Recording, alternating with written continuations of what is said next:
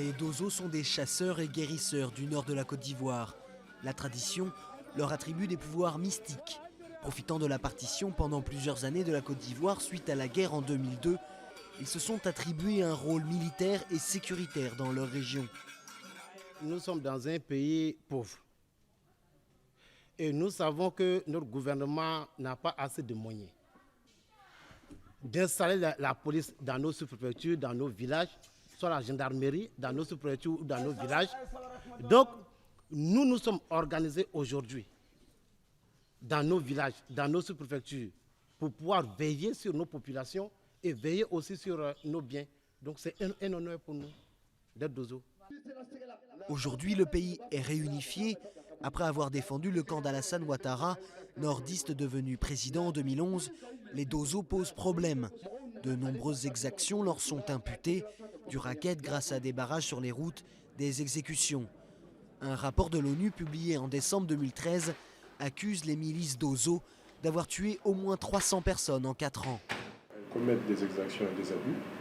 Et donc là, ce n'est pas seulement un danger pour la démocratie, mais c'est un danger pour leurs victimes, qui sont des victimes réelles, puisque on dénombre quand même des cas sur le terrain où elles commettent des exactions. Depuis la fin de la crise en 2011, l'État ivoirien tente de reprendre en main la sécurité du pays. Premièrement, en recrutant les anciens rebelles au sein des forces régulières, mais aussi en redéployant ses troupes sur l'ensemble du territoire pour récupérer la mission de sécurité que les Dozo se sont attribués. Le problème qui se pose, c'est qu'il y a des groupes de personnes sur réclamant d'une confrérie qui s'attribuent des missions de sécurité qui ne sont pas les leurs.